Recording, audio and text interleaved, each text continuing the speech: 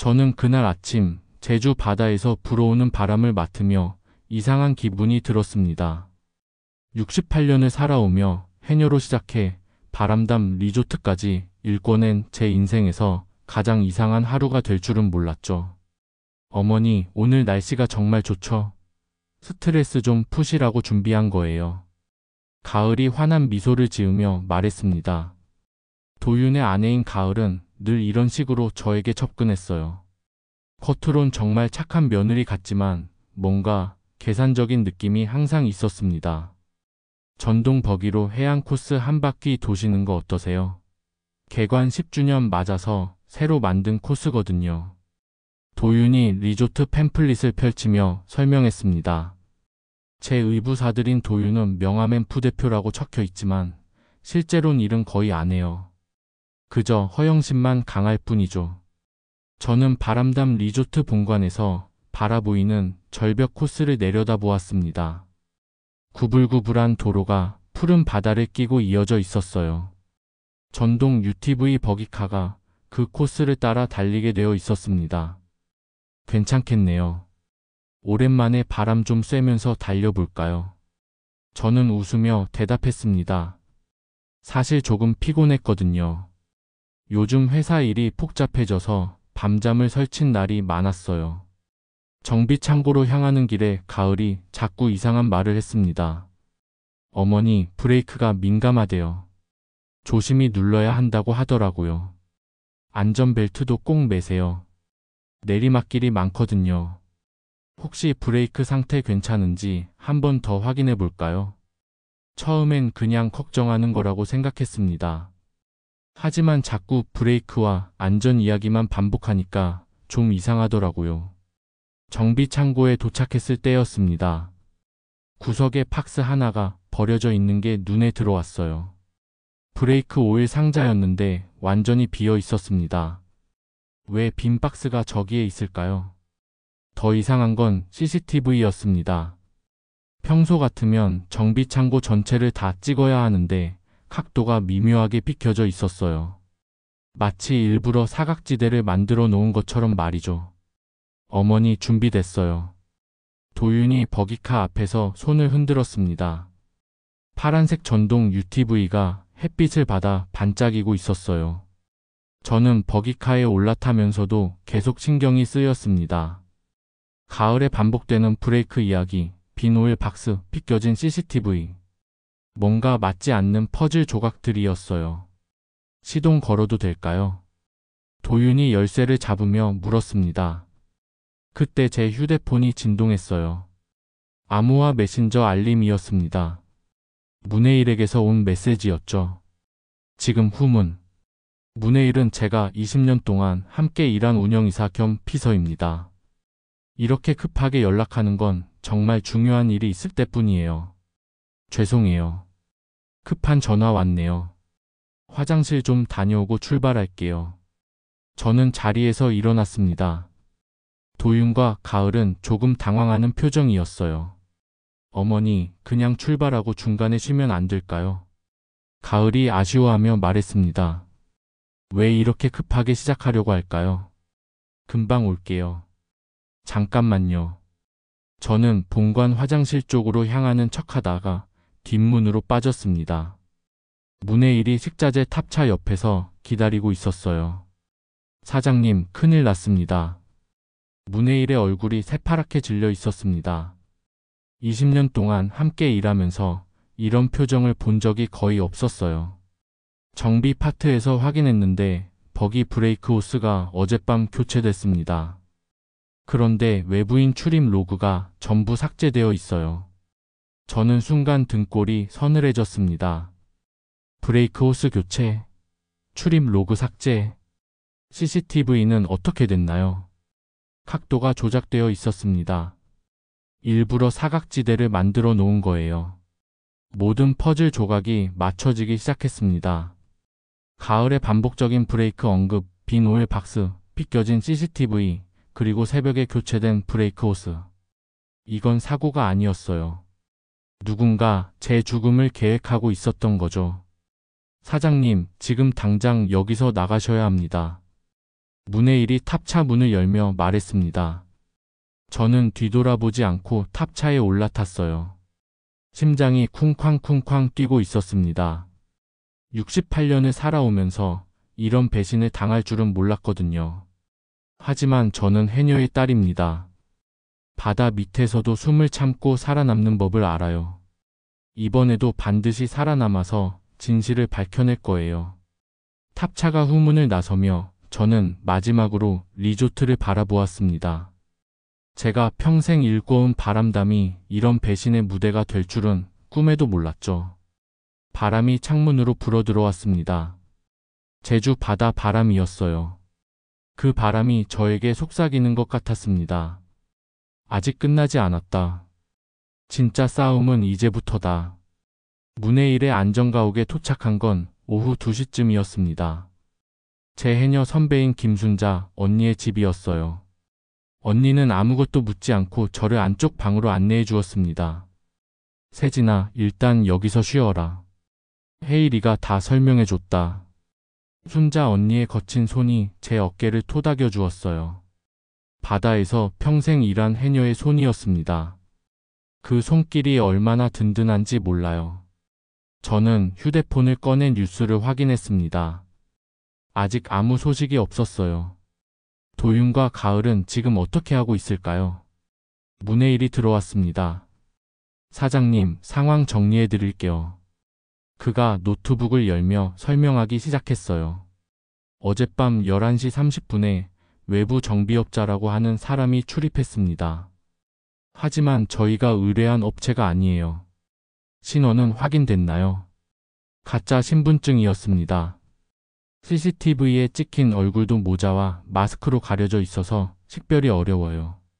문의 일은 계속 설명했습니다. 그 가짜 정비공이 정확히 제가 탈 예정이던 버기의 브레이크 호스를 교체했다고 했어요. 새 호스로 바꾼 게 아니라 고장 나도록 조작한 거였죠. 만약 사장님이 그 버기를 탔다면 내리막길에서 브레이크가 먹히지 않았을 겁니다. 절벽으로 그대로 추락했을 거예요. 저는 온몸에 소름이 돋았습니다. 정말로 제 목숨을 노린 계획이었던 거네요. 오후 4시쯤 제 휴대폰이 울리기 시작했어요. 도윤에게서였습니다. 어머니 어디 계세요? 갑자기 사라지셔서 걱정이에요. 목소리는 걱정스러워 보였지만 뭔가 어색했어요. 진짜 걱정한다면 더 일찍 연락했을 텐데 말이죠. 저는 전화를 받지 않았습니다. 대신 문의 일에게 지시했어요. 계획대로 진행하세요. 문의 일이 고개를 끄덕이며 밖으로 나갔어요. 30분 후 그가 숨이 차서 돌아왔습니다. 사장님, 준비됐습니다. 우리는 차를 타고 리조트 근처 절벽으로 향했어요. 해가 서쪽으로 기울고 있었습니다. 제주 바다가 주황빛으로 물들어 있었어요. 절벽 아래 갯바위에는 제 스카프가 바람에 날리고 있었습니다. 문의 일이 미리 놓아둔 거였어요. 운동화 한 짝도 바위 틈에 끼워져 있었죠. 이제 신고하세요. 문의 일이 119에 신고 전화를 걸었습니다. 여기 절벽에서 실종자 신고합니다. 바람담 리조트 오세진 사장님이 실족한 것 같아요. 신고를 받고 30분 만에 해경과 소방서가 도착했어요. 저는 멀리서 그 모습을 지켜보고 있었습니다. 구조대원들이 갯바위에서 제 스카프와 운동화를 발견했어요. 곧바로 수색 작업이 시작됐죠. 실종자는 오세진 68세 여성입니다. 오늘 오후 2시경부터 연락이 안 되고 있습니다. 현장 지휘관의 목소리가 무전기로 들려왔어요. 저녁 7시 뉴스에서 제 실종 소식이 나왔습니다. 제주 바람담 리조트 창업주 오세진 사장이 실종됐습니다. 절벽 근처에서 옷가지와 신발이 발견돼 실족 추정됩니다. 순자 언니가 뉴스를 끄고 저를 바라보았어요. 세진아, 이제 어떻게 할 거냐? 언니, 이제부터가 시작이에요. 저는 창밖으로 바다를 바라보았습니다. 파도가 절벽에 부딪히며 하얀 거품을 만들고 있었어요. 밤 10시쯤 문의 일이 전화를 걸어왔어요. 사장님, 도윤 씨와 가을 씨 동향 파악됐습니다. 어떻게 행동하고 있나요? 실종 소식을 듣자마자 보험회사에 연락했습니다.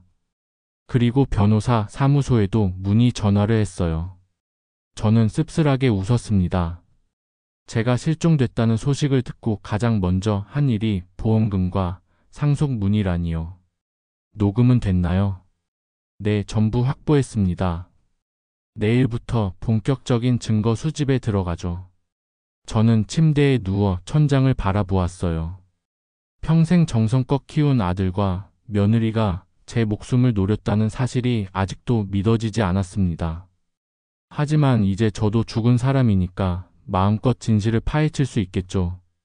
살아있을 때는 가족이라는 이유로 눈 감아줬던 일들을 이제는 낱낱이 밝혀낼 거예요. 제주 바다의 파도 소리가 창문 너머로 들려왔습니다.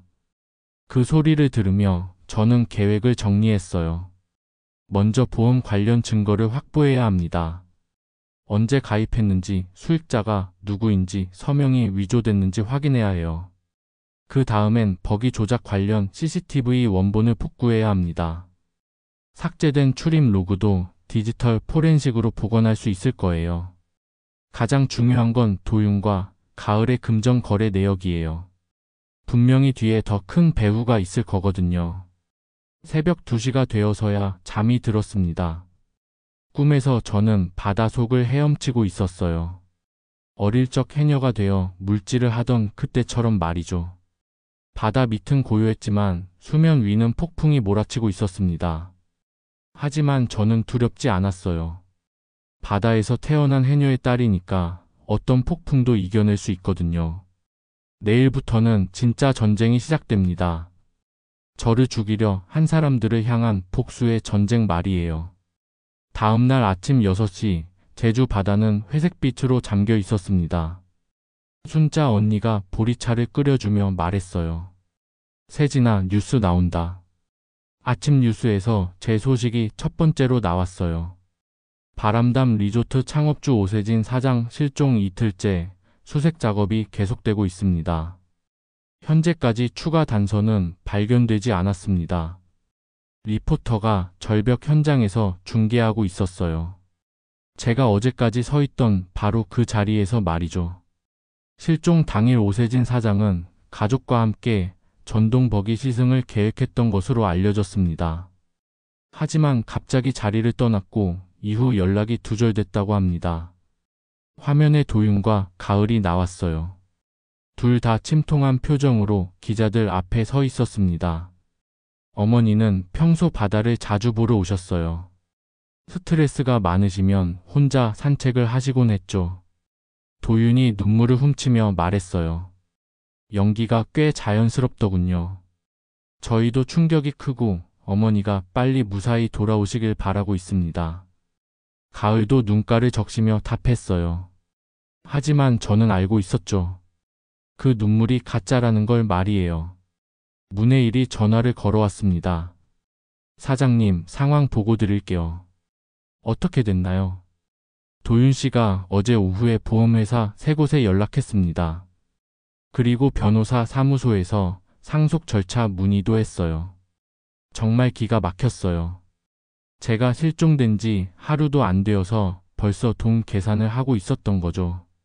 보험 관련해서 더 알아본 건 있나요?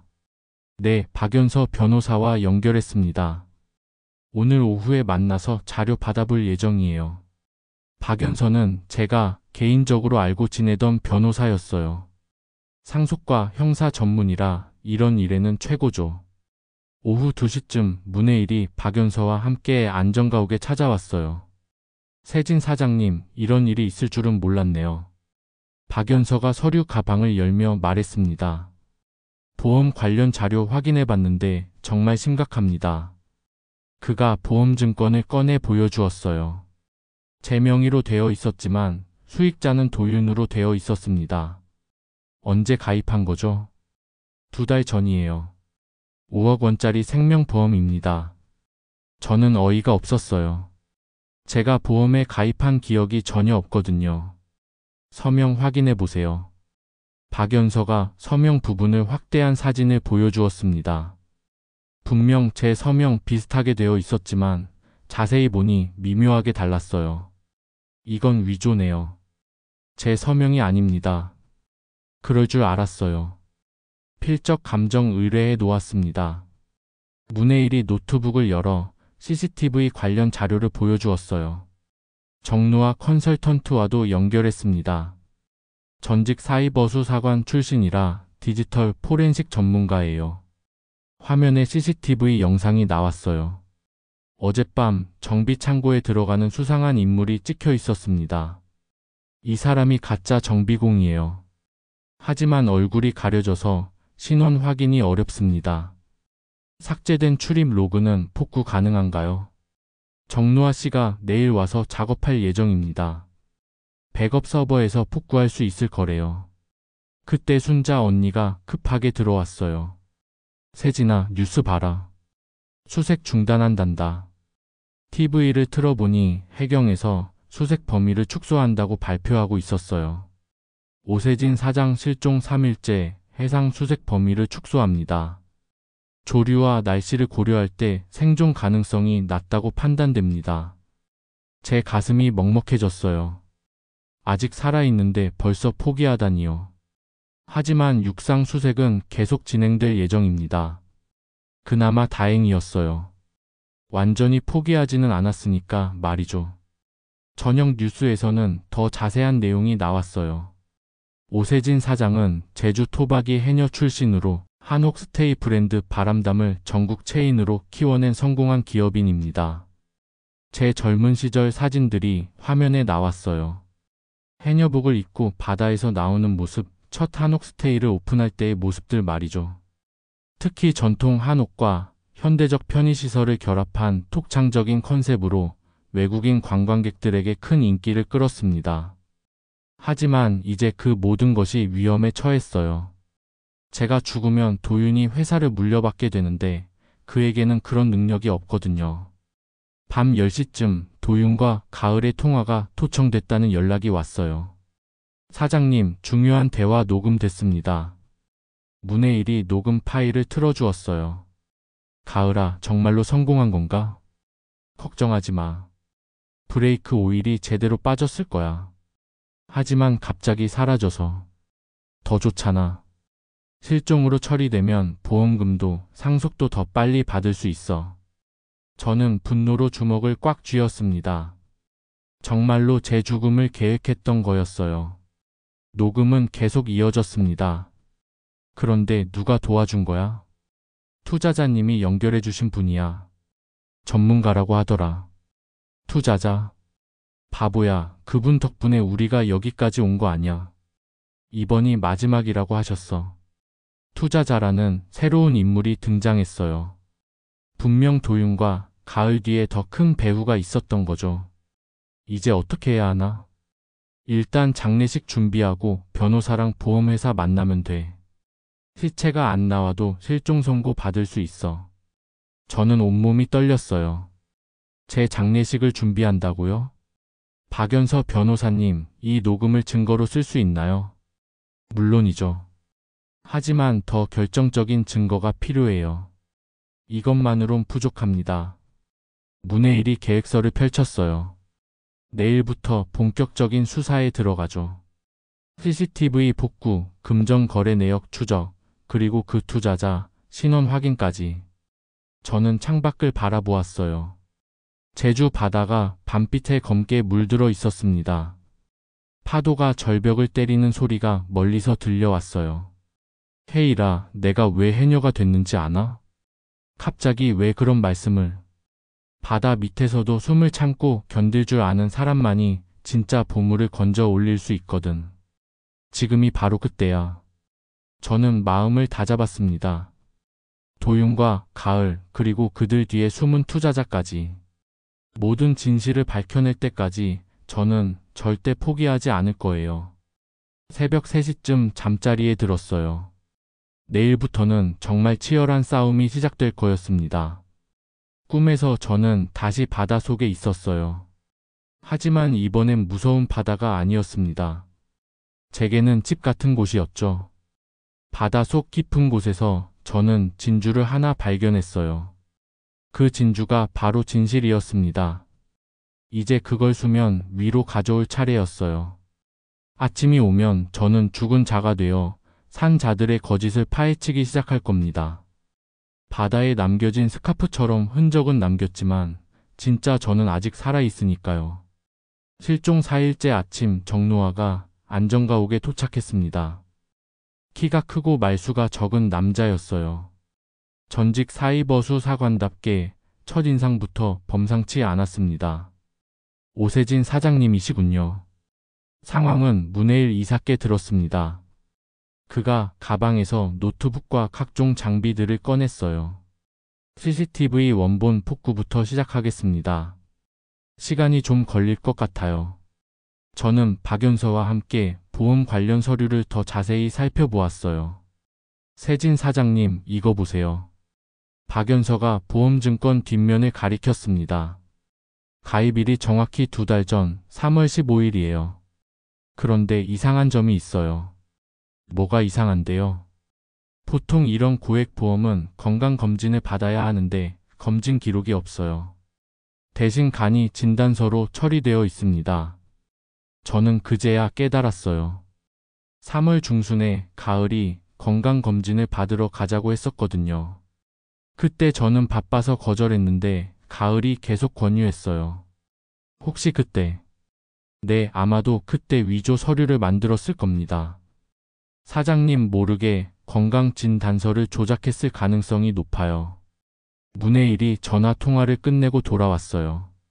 사장님, 도윤씨 금전 거래 내역 나왔습니다. 그가 출력물을 보여주었어요. 숫자들을 보는 순간 저는 경악했습니다. 카지노에서 3개월 동안 2억 원을 잃었어요. 그리고 개인 대출이 8억 원 있습니다. 8억 원? 네, 제2금융권에서 빌린 돈들이에요. 이자만 월 1,000만 원이 넘습니다. 도윤이 도박에 빠져 있다는 건 알고 있었지만 이 정도일 줄은 몰랐어요. 가을씨 카드 사용 내역도 확인했습니다. 문해일이 또 다른 서류를 꺼냈어요. 명품 가방, 보석, 고급 레스토랑. 월 평균 3,000만 원씩 쓰고 있어요. 회사 법인카드로요? 네, 전부 접대비나 회의비로 처리해 놓았습니다. 저는 한숨을 쉬었어요. 제가 모르는 사이에 회사 돈을 이렇게 빼돌리고 있었던 거죠. 정노아가 작업을 끝내고 돌아왔습니다. 복구 완료했습니다. 그가 노트북 화면을 돌려 보여주었어요. CCTV 영상이 선명하게 나타났습니다. 3월 13일 밤 11시 32분 외부인이 정비창고에 침입했습니다. 영상 속 인물은 모자를 깊이 눌러쓰고 있었지만 걸음걸이와 체형이 선명하게 보였어요.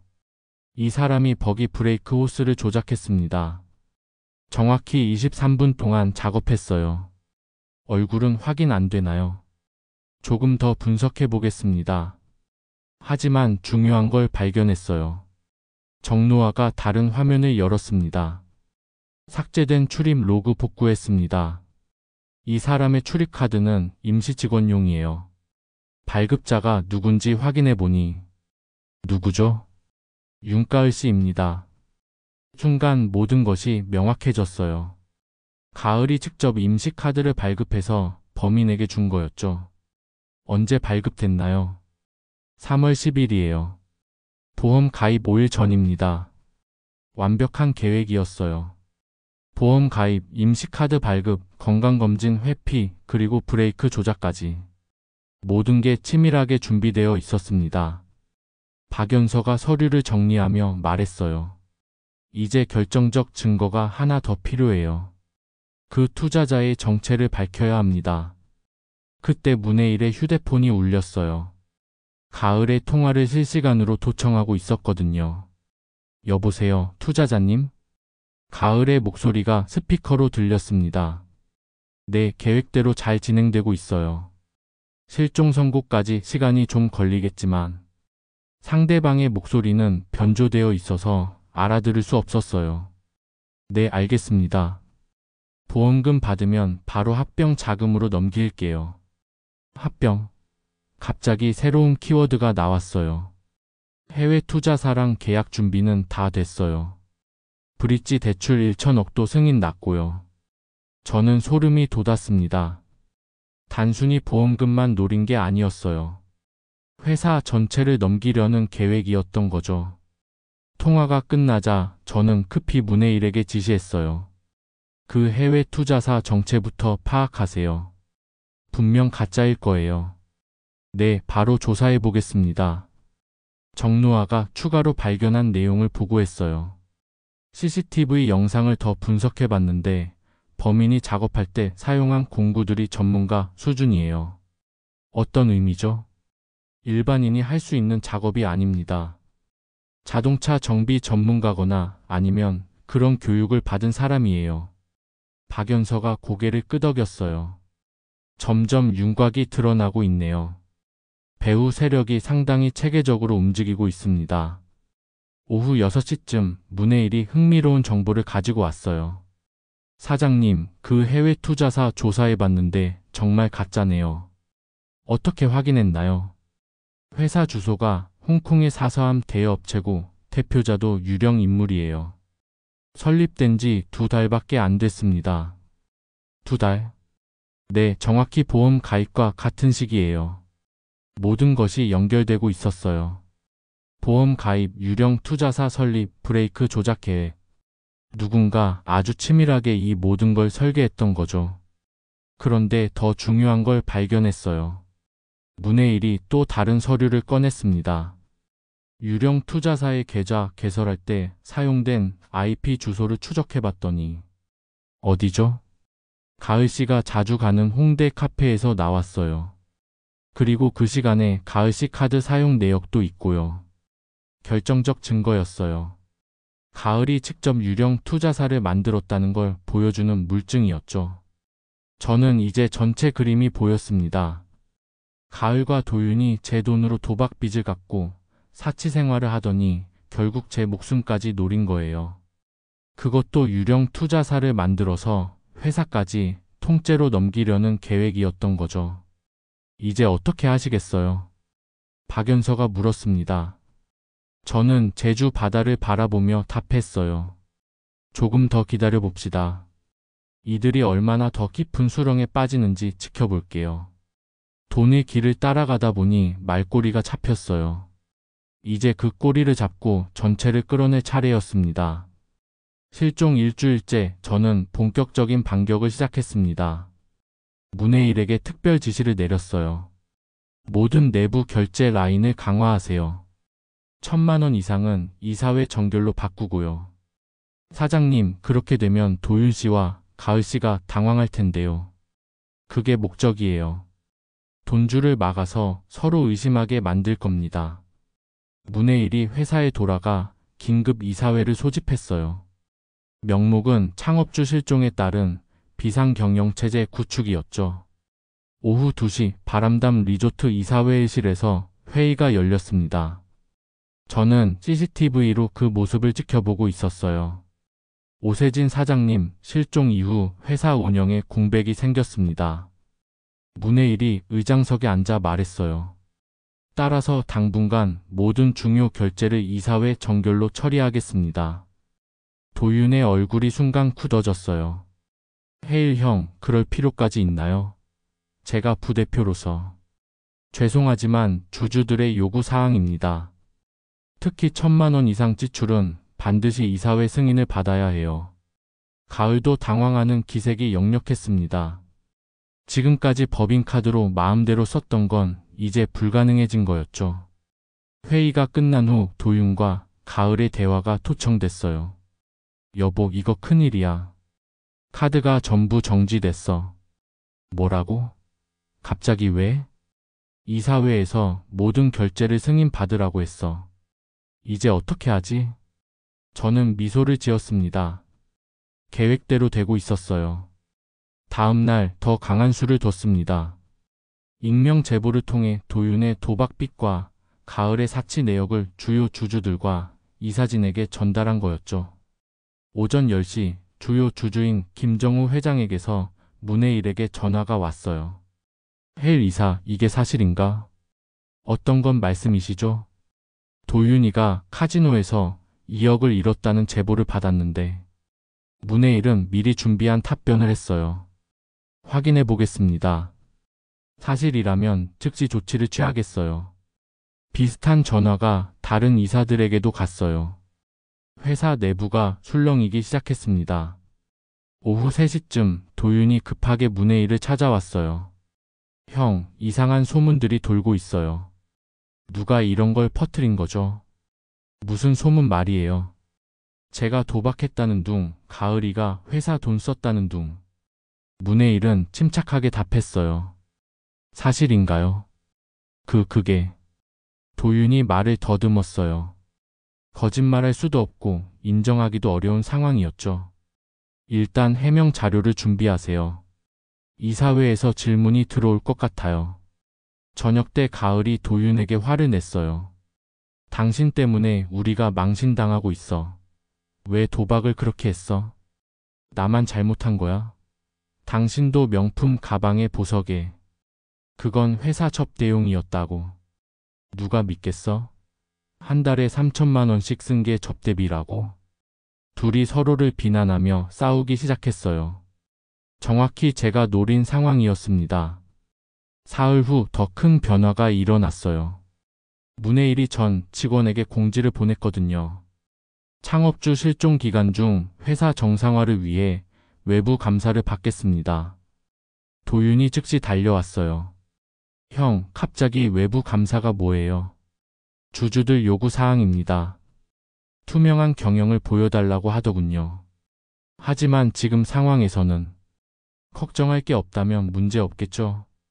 문해일의 말에 도윤은 할 말이 없었어요. 외부 감사는 사실 저희가 준비한 함정이었습니다. 정식 감사 법인이 아니라 저희와 손잡은 회계사들이었거든요. 일주일 후 감사 결과가 나왔어요. 당연히 도윤의 비자금과 가을의 법인카드 남용이 전부 드러났죠. 부대표의 개인 용도 자금 사용 8억 원, 부대표 부인의 법인카드 사적 사용 2억 원이 확인됐습니다. 감사 보고서를 받아본 이사들의 반응은 폭발적이었어요. 이게 뭐야? 회사 돈을 이렇게 빼돌렸어? 사장님 실종된 상황에서 이런 일이 있었다고? 긴급 이사회가 소집됐습니다. 도윤과 가을은 해명에 급급했어요. 모두 오해입니다. 제가 설명드리겠어요. 무슨 오해야? 증거가 다 나와 있는데. 그런데 이때 가을이 예상 밖의 카드를 꺼냈어요. 사실은 해외 투자사와 합병을 추진하고 있었어요. 이사회실이 조용해졌어요. 브릿지 대출 1천억을 받아서 회사를 더 크게 키우려고 했던 거예요. 무슨 소리야? 그런 중요한 걸 왜 이제 말해? 어머님 실종으로 계획이 엉켜서. 하지만 투자사는 아직 기다리고 있어요. 가을이 서류를 꺼내 보여주었어요. 유령 투자사와의 MOU 초안이었습니다. 이 합병이 성사되면 바람담은 아시아 최대 한옥 스테이 체인이 될 수 있어요. 이사들이 웅성거리기 시작했어요. 탐욕스러운 표정들이 보였죠. 정말 가능한 거야? 1천억이면 엄청난 돈인데. 가을은 계속 설득했어요. 하지만 지금 이 혼란 상황에서는 어려워요. 투자사에서도 걱정하고 있거든요. 그럼 어떻게 해야 하는데? 일단 제 남편을 대표로 세우고 안정화시켜야 해요. 그래야 투자사도 안심하죠. 저는 이 모든 대화를 듣고 있었어요.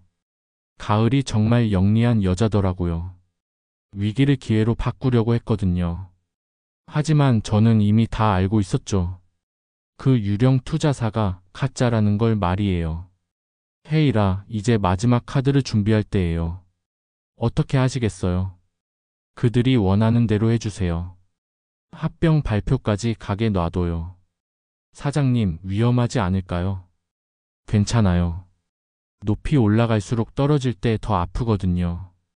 저는 가을과 도윤이 스스로 더 깊은 함정에 빠지도록 유도했습니다. 탐욕은 언제나 사람을 눈멀게 하거든요. 마른 우물에서 물을 기르려 하면 결국 바닥만 드러나게 되어 있어요. 이제 그 바닥이 드러날 시간이 다가왔습니다. 실종 3개월째 드디어 그 날이 왔습니다. 바람담 도민 공모 상장 5주년 기념 간담회가 열리는 날이었어요. 동시에 해외 투자사와의 합병 MOU 발표도 예정되어 있었죠. 저는 아침 일찍부터 준비를 시작했습니다. 검은 한복을 꺼내 입었어요. 남편 장례식 때 입었던 그 옷이었습니다. 세진아, 정말 괜찮겠나? 순자 언니가 걱정스러운 표정으로 물었어요. 언니, 저는 해녀예요. 바다에서 태어나 바다에서 자랐죠.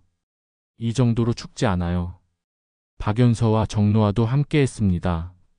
모든 증거 자료가 준비되어 있었어요. 브릿지 CCTV 영상, 통화 녹음, 금전 거래 내역, 위조된 보험증권까지.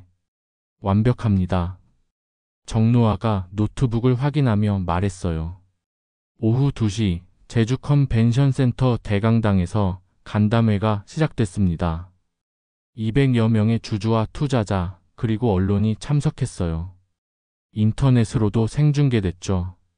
저는 강당 맨 뒤쪽 어둠 속에 서 있었습니다. 아무도 저를 알아보지 못했어요. 무대 위로 도윤이 올라갔습니다. 검은 양복을 입고 있었지만 표정은 오히려 밝았어요. 안녕하세요. 바람담 그룹 대표 한도윤입니다. 박수 소리가 울렸어요. 도윤은 더 이상 부대표가 아니었습니다. 지난주 이사회에서 대표로 추대됐거든요. 먼저 저희 어머님이자 창업주이신 오세진 회장님의 실종으로 많은 분들이 걱정해 주셨습니다. 진심으로 감사드립니다. 가짜 눈물을 닦는 신용을 했어요. 정말 연기가 늘었더라고요. 하지만 어머님께서 평생 읽어오신 바람담은 계속 성장해야 합니다. 오늘 그 새로운 출발을 알려드리고자 합니다. 무대 옆에서 가을이 자료를 준비하고 있었어요. 화려한 드레스를 입고 있었습니다. 저희가 준비한 것은 바로 글로벌 확장입니다. 홍콩의 아시아 퍼시픽 인베스트먼트와 손잡고 아시아 최대 한옥 스테이 체인으로 거듭나겠습니다. 스크린에 화려한 프레젠테이션이 나타났어요. 바람담 아시아 확장 계획이라는 제목이 보였죠. 총 투자 규모는 1천억 원입니다. 3년 내 동남아 10개국에 200개 매장을 열 계획입니다. 참석자들이 웅성거리기 시작했어요. 정말 큰 계획이었거든요. 이를 위해 먼저 브릿지 대출 1천억을 받았습니다. 그리고 오늘 정식 MOU를 체결하겠습니다. 도윤이 자신만만하게 말했어요. 하지만 저는 알고 있었죠. 그 모든 게 가짜라는 걸 말이에요. 가을이 무대로 올라와 설명을 이어받았어요. 투자 조건으로 기존 주주분들의 지분을 담보로 제공해야 합니다. 하지만 성공한다면 지분 가치가 10배는 오를 것입니다. 탐욕스러운 표정의 주주들이 보였어요. 모두 그 거짓 꿈에 빠져 있었습니다. 그럼 이제 MOU 서명식을 진행하겠습니다. 가을이 계약서를 펼치려는 순간 저는 강당 뒤에서 일어났습니다. 잠깐만요. 제 목소리가 마이크 없이도 강당 전체에 울려 퍼졌어요. 해녀 시절부터 단련된 목소리였죠. 모든 사람들이 뒤를 돌아보았습니다. 도윤과 가을의 얼굴이 순식간에 새파랗게 질렸어요. 어머니? 도윤이 떨리는 목소리로 말했습니다. 저는 천천히 강당 가운데 통로로 걸어 내려갔어요. 검은 한복이 바람에 날리는 모습이 마치 폭수의 여신 같았죠. 네, 저는 오세진입니다. 죽은 줄 알았죠? 강당이 완전히 술렁거렸어요. 기자들이 급하게 카메라를 돌렸고 라이브 중계 시청자 수가 급상승했습니다. 무대 앞에 도착한 저는 도윤과 가을을 똑바로 바라보았어요. 3개월 동안 어디 있었냐고요? 바로 여기서 여러분이 저를 어떻게 죽이려 했는지 지켜보고 있었습니다. 어머니, 그게 무슨... 입 다물어요, 도윤아. 제 목소리에 날이 서 있었어요. 모든 분들 앞에서 진실을 말씀드리겠습니다. 이 두 사람이 어떻게 저를 죽이려 했는지 말이에요. 무대 위 스크린이 바뀌었습니다. CCTV 영상이 나타났어요.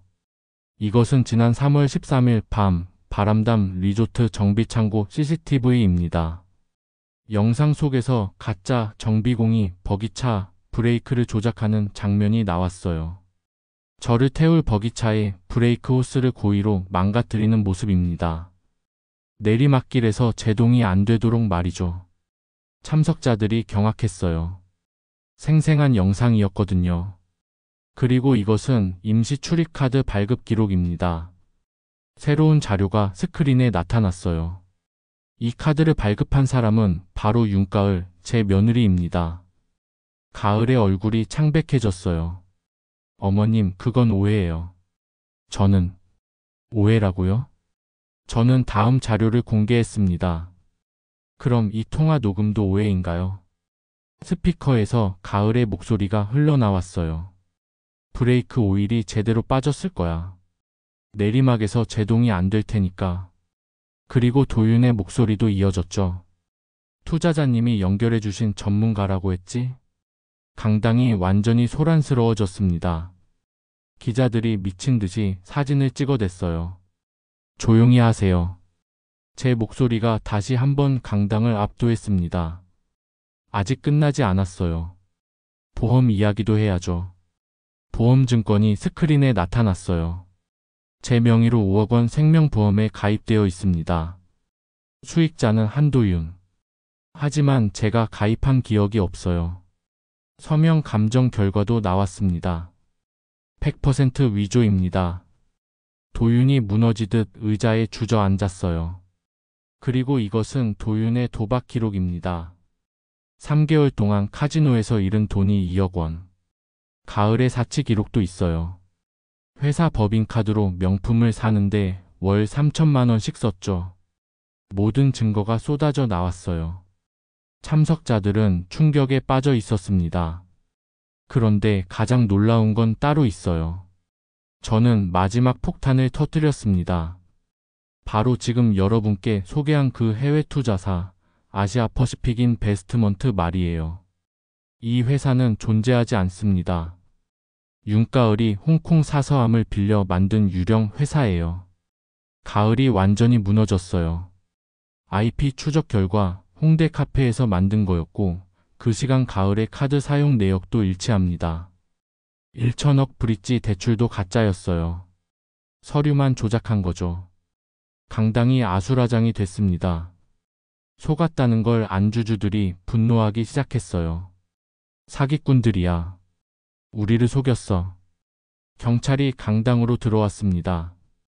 미리 연락해둔 거였어요. 한도윤, 윤가을, 사문서 위조, 보험사기 미숙, 특정경제범죄, 가중처벌법 위반, 살인 예비 혐의로 긴급 체포합니다. 수갑이 채워지는 소리가 들렸어요.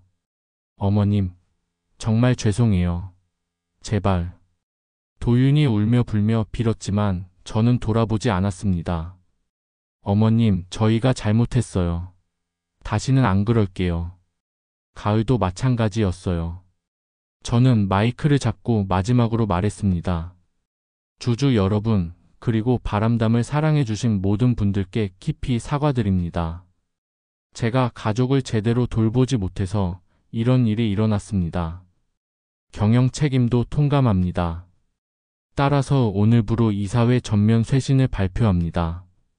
그리고 저는 회장직에서 물러나겠습니다. 박수 소리가 터져 나왔어요. 사과와 책임을 지는 모습에 감동받은 거였죠. 새로운 대표로는 문해일 이사를 추천합니다. 20년 동안 현장을 지켜온 유일한 사람이니까요. 문해일이 무대로 올라왔어요. 그의 눈가가 촉촉했습니다.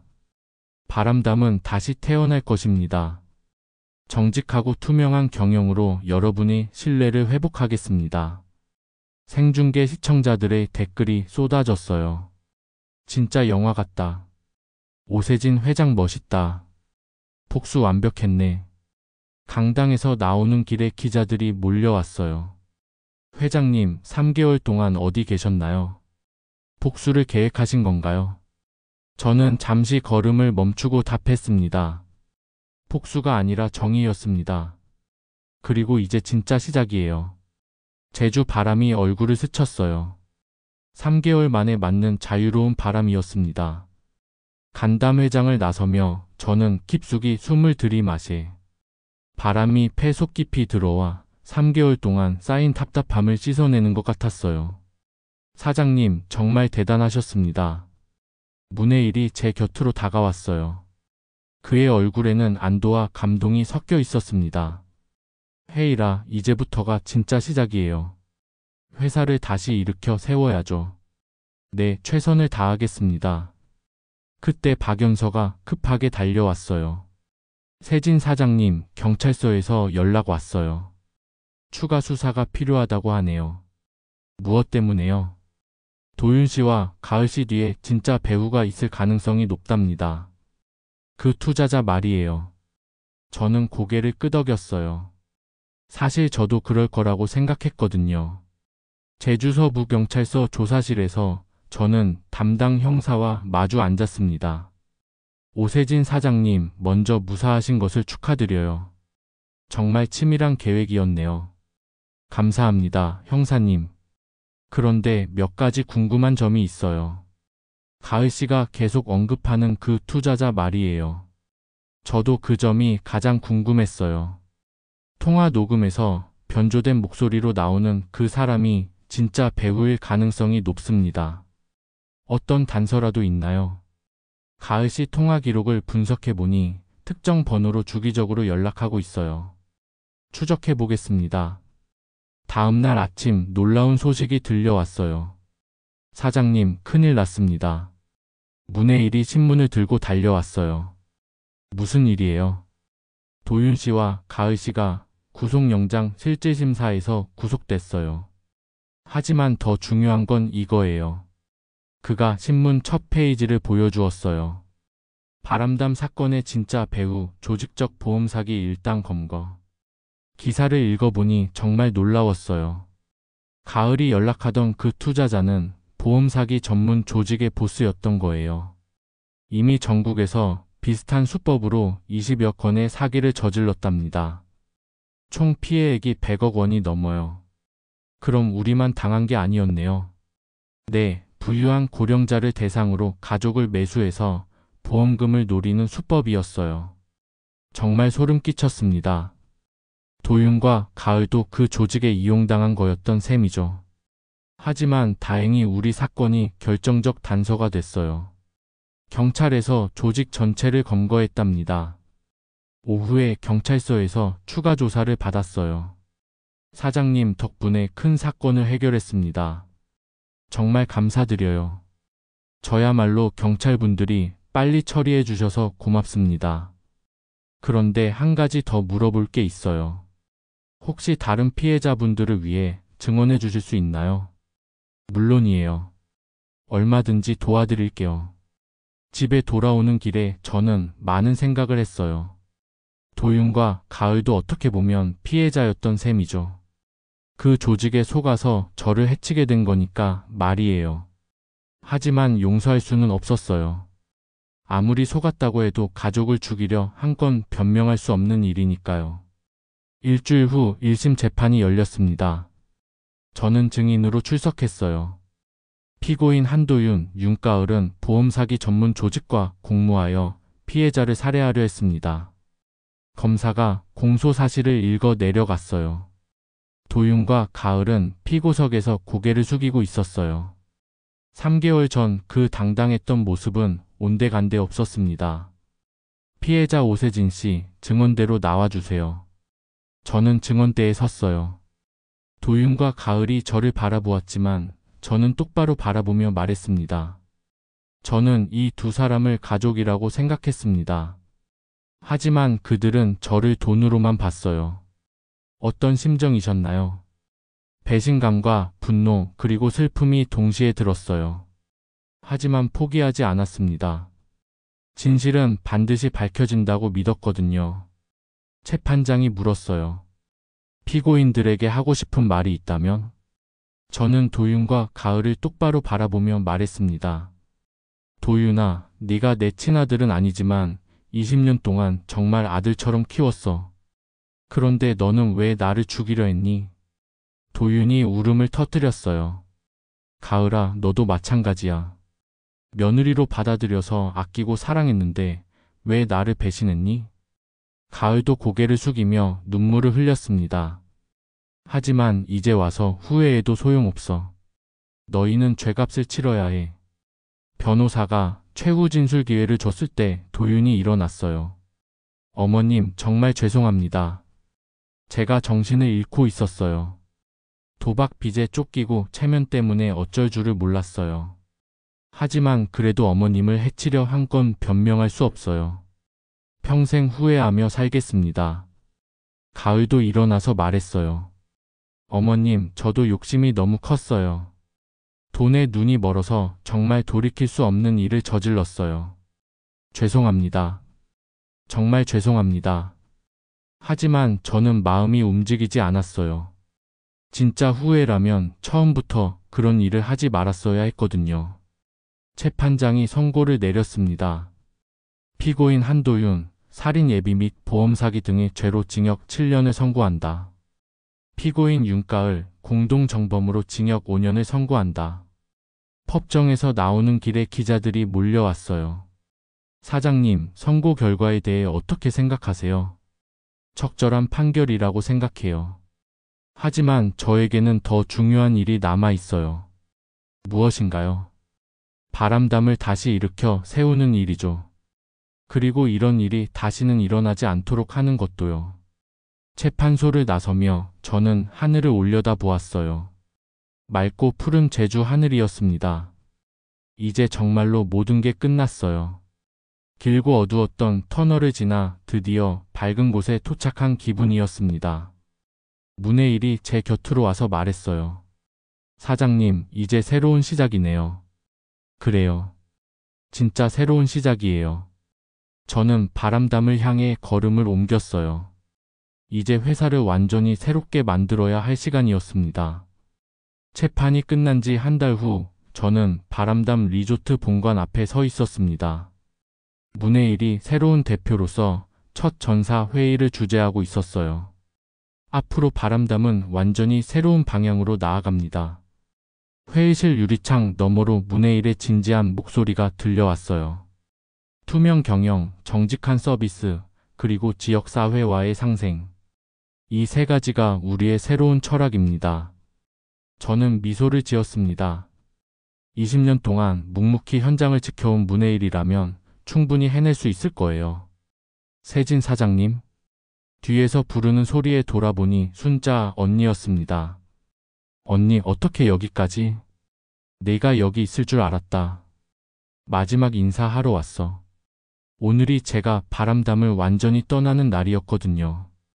회장직도 지분도 모두 정리했습니다. 정말 괜찮겠나? 평생 일궈온 건데. 언니, 저는 이미 충분히 받았어요. 이제 돌려줄 때가 됐죠. 사실 지난 한 달 동안 저는 중요한 결정을 했어요. 제 개인 재산의 절반을 사회에 환원하기로 한 거였습니다. 오후 3시 제주시청에서 기자회견이 열렸어요. 바람담 장학재단과 해녀복지재단 설립을 발표합니다. 제가 마이크 앞에 서서 말했습니다. 총 300억 원 규모로 두 재단을 설립해서 제주도 교육 발전과 해녀, 문화 보존에 기여하겠어요. 기자들이 질문했습니다. 갑작스러운 결정 같은데 특별한 이유가 있나요? 이번 사건을 겪으면서 깨달았어요. 돈은 사람을 위해 쓸 때 의미가 있다는 걸 말이죠. 바람담에서 완전히 손을 떼시는 건가요? 네, 이제 젊은 세대가 이끌어가야 할 때라고 생각해요. 저는 뒤에서 지켜보겠습니다. 기자회견이 끝나고 저는 오랜만에 바닷가로 향했어요. 그날 도윤과 가을이 저를 죽이려 했던 절벽 코스였습니다. 전동 버기가 한 대 서 있었어요. 문혜일이 미리 준비해둔 거였죠. 사장님, 정말 혼자서 괜찮으세요? 괜찮아요. 이번엔 제가 직접 브레이크를 확인했으니까요. 저는 버기차에 올라타서 브레이크를 여러 번 테스트해 봤어요. 완벽했습니다. 더 이상 누군가 제 안전을 위협할 수 없어요. 이제 내가 조절한다. 시동을 걸고 천천히 출발했어요. 4개월 전에는 이 길이 제 무덤이 될 뻔했지만 이제는 새로운 출발점이 되었습니다. 해안도로를 따라 달리면서 저는 지난 시간들을 되돌아보았어요. 해녀로 시작해서 작은 한옥 스테이 하나를 전국 체인으로 키워낸 세월들, 그리고 가족이라고 믿었던 사람들에게 배신당한 아픔까지. 하지만 이제는 원망도 분노도 없었어요. 그냥 새로운 바람이 불어오는 것을 느낄 뿐이었습니다. 내리막길에 도착했을 때 저는 브레이크를 천천히 밟았어요. 완벽하게 멈춰섰습니다. 4개월 전 가을이 그토록 강조했던 그 브레이크를 이제 제가 완전히 통제하고 있었어요. 차에서 내려 절벽 끝에 섰습니다. 제주 바다가 발 아래 펼쳐져 있었어요. 참 아름답네. 바람이 얼굴을 스쳐 지나갔어요. 하지만 이번엔 차가운 바람이 아니었습니다. 따뜻하고 부드러운 바람이었죠. 핸드폰이 울렸어요. 문혜일에게서였습니다. 사장님, 첫 달 매출 보고 드려요. 작년 같은 기간 대비 30% 증가했어요. 정말요? 네, 투명 경영 선언 이후 예약이 폭증했습니다. 고객들이 바람담을 더 신뢰하게 됐나 봐요. 역시 정직이 최고의 마케팅이었어요. 그리고 직원들 만족도도 크게 올랐어요. 모두 새로운 바람담에서 일하는 게 자랑스럽다고 하더라고요. 정말 기뻤습니다. 제가 바랐던 바로 그 모습이었거든요. 혜일아, 정말 고마워요. 당신이 있어서 바람담이 다시 태어날 수 있었어요. 사장님 덕분입니다. 사장님이 보여주신 용기가 없었다면 불가능했어요. 6개월 후 저는 해녀복지재단 사무실에서 일하고 있었습니다. 제주도 전체 해녀분들의 복지 향상을 위한 프로젝트를 진행하고 있었어요. 회장님, 이번 달 장학금 수혜자 명단 나왔어요. 직원이 서류를 가져왔습니다. 50명의 제주도 학생들이 해외 유학을 갈 수 있게 됐어요. 참 뿌듯하네요. 돈이 정말 의미 있게 쓰이는 걸 보니 마음이 흐뭇했습니다. 오후에는 해녀 할머니들을 만나러 갔어요. 세진아, 고맙다. 내 덕분에 우리 해녀들이 대접받고 산다. 할머니, 제가 해녀 딸인데 당연한 일이죠. 그래도 고맙다. 정말 고마워. 해녀 할머니들의 거친 손이 제 손을 꽉 잡았어요. 그 손길이 얼마나 따뜻한지 몰라요. 1년 후 저는 다시 그 절벽 코스에 서 있었습니다. 이번에도 전동 버기를 타고 왔어요. 하지만 이번엔 혼자가 아니었습니다. 해녀복지재단 직원들과 함께였거든요. 회장님, 여기서 사진 한 장 찍을까요? 좋아요. 우리는 절벽을 배경으로 사진을 찍었어요. 1년 전 제 죽음의 장소가 될 뻔했던 곳에서 새로운 삶을 기념하는 사진을 찍다니 정말 아이러니했습니다.